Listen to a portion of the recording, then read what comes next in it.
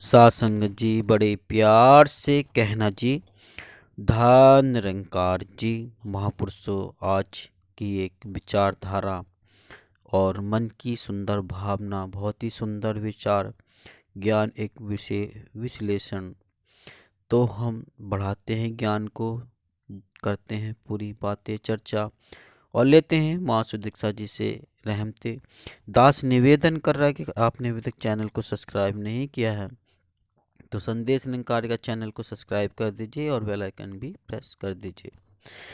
सासंगत, ज्ञान शब्द पर विचार करते ही मानव मस्तिष्क में अनेकों तरह के स्पष्ट तथा अस्पष्ट भाव का आवागमन होने लगता है। परंतु एक बात तो तय है कि हर स्पष्ट अथवा अस्पष्ट भाव का अपना महत्व तथा स्वतंत्र वजूद है, जो उस ज्ञान के सही या गलत प्रयोग पर निर्भर करता है। यह अकाट्य सत्य है कि ज्ञान का सदुपयोग जहाँ इंसान को सुखों से भरपूर करता है, वहीं इसका दुरुपयोग नार के जीवन जीने को बाध्य करता है। ज्ञान शब्द की व्याख्या सरल नहीं है। जिस प्रकार एक छोटे से बीज में विशाल वृक्ष छिपा होता है, ठीक उसी प्रकार ज्ञान शब्द वह अनमोल बूंद है जिसमें असीमित सागर समाया हुआ है। ज्ञान का रूपांतरण और विस्तार इंसानी सोच तथा जिज्ञासा पर निर्भर है। किसी भी विजय की जिज्ञासा एक नवीन ज्ञान को जन्म देता है। ज्ञान की उत्पत्ति का इतिहास उतना ही पुराना है जितना कि मानव सभ्यता का अस्तित्व। जैसे ही मानव को अपने परिवेश, स्थान, समय, वातावरण एवं परिस्थिति इत्यादि की जानकारी हुई, उसी जिज्ञासा ने शोध का रूप ले लिया। इसी शोध की कोख से ज्ञान का जन्म हुआ। ज्ञान को मुख्यतः दो भागों में बांटा गया है। पहला शब्द ज्ञान और दूसरा ब्रह्म ज्ञान। संसार में निहित मानव जनित जितने भी ज्ञान हैं, वे शब्द ज्ञान की श्रेणी में आते हैं। चाहे वह भौतिक वस्तुओं की जानकारी के बारे में हो, ब्रह्मांड के बारे में हो, तकनीकी तथा विज्ञान से संबंधित हो, या किन्हीं अन्य जरूरतों अथवा उपयोगों के बारे में हो, सबकी नींव में शब्द ज्ञान रूपी ईंट का ही प्रयोग होता है। शब्द के बिना सिद्धांत नियम का निर्माण असंभव है और सिद्धांत के बिना ज्ञान की उत्पत्ति। शब्द और ज्ञान एक ही सिक्के के दो पहलू हैं। सासंगत, जिसमें एक ही भी कमी इसके अस्तित्व पर प्रश्न चिन्ह लगाते हैं। अतः ज्ञान प्राप्ति का लक्ष्य शब्द ज्ञान द्वारा ही संभव है। जैसे जैसे सभ्यता का विकास होता गया, वैसे वैसे प्रकृति के नए आयाम खुलते चले गए। हर एक प्रकृति और विकास के पीछे गहन अध्ययन और जटिल शोध शब्द ज्ञान रूपी गारे में ही तैयार होकर निकले। दृष्टिमान जगत की जानकारी भी शब्द ज्ञान के दायरे में ही आता है। शब्द ज्ञान द्वारा संसार की हर दुर्लभ वस्तु की प्राप्ति के मार्ग में यह ज्ञान की हर दुर्लभ वस्तु की प्राप्ति के मार्ग में यह ज्ञान हमारा साथ छोड़ देता है। इसका प्रमुख कारण यह है कि शब्द ज्ञान द्वारा बुद्धि और विवेक का विकास होता है। ज्ञान तंतु जागृत होते हैं, व्यवहार और दृष्टि में व्यापक परिवर्तन होता है, परंतु चर्म चक्षु की जगह ज्ञान चक्षु का विकास नहीं होता। सासंगत, शब्द ज्ञान को सिखाने के लिए संसार में गुरुओं की कोई कमी नहीं है। संसार में उपलब्ध जितने भी ग्रंथ, शास्त्र और काव्य हैं, वे सभी शब्द ज्ञान से भरे पड़े हैं। इतिहास साक्षी है कि वेद, उपनिषद, कुरान, बाइबिल आदि ग्रंथ आदि के अध्ययन द्वारा परमात्मा की प्राप्ति किसी को भी नहीं हुई।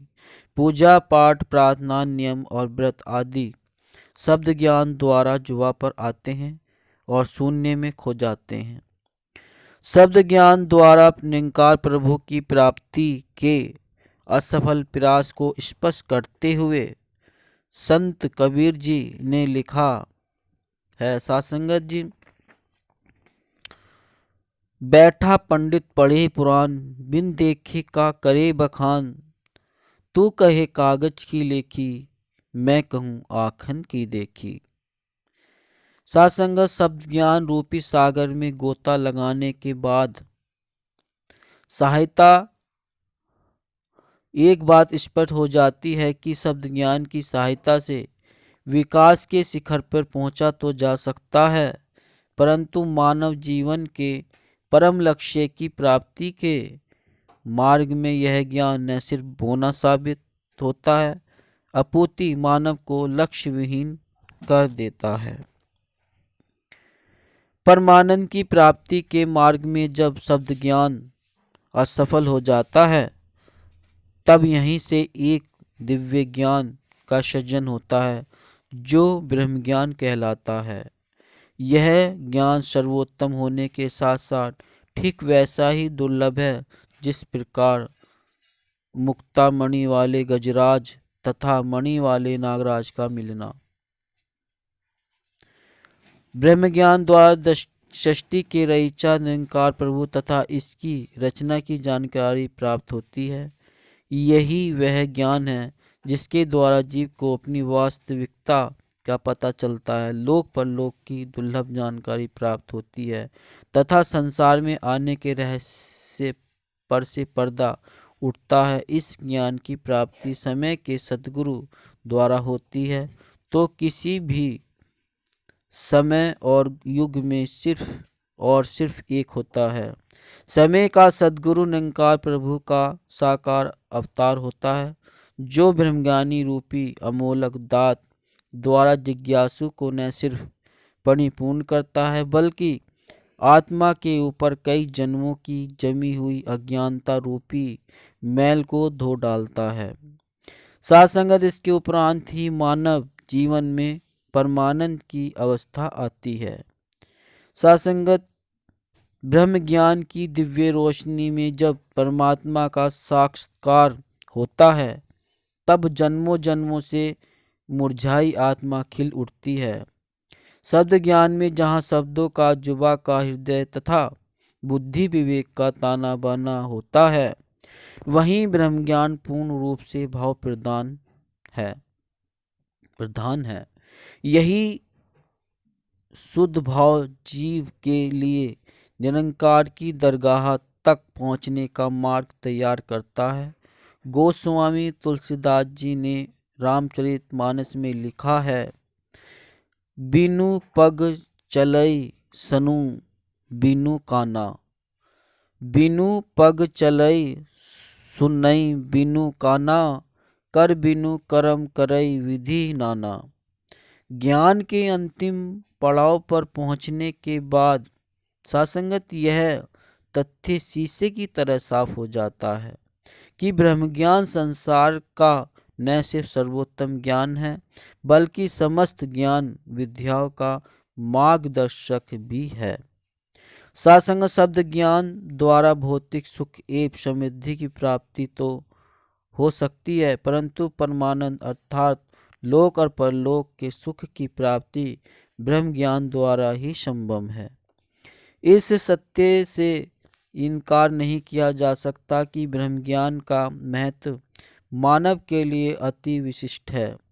जब ब्रह्म देवता सतगुरु की कृपा द्वारा मनुष्य को ब्रह्म ज्ञान रूपी अमोलक दात प्राप्त होती है, तब आत्मा और परमात्मा की दूरी मिट जाती है। जन्म और मरण के चक्रों से जीव सदा के लिए मुक्त हो जाता है।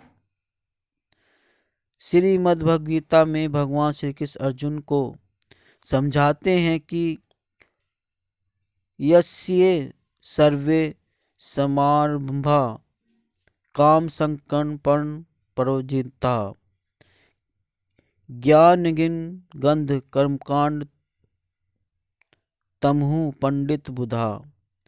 श्रीमद्भगवद गीता 4/19 अर्थात जिसके संपूर्ण शास्त्र सम्मत कर्म बिना कामना और संकल्प होते हैं तथा जिसके समस्त कर्म ज्ञान रूप अग्नि के द्वारा भस्म हो गए हैं, उस महापुरुष को ज्ञानी जन भी पंडित कहते हैं।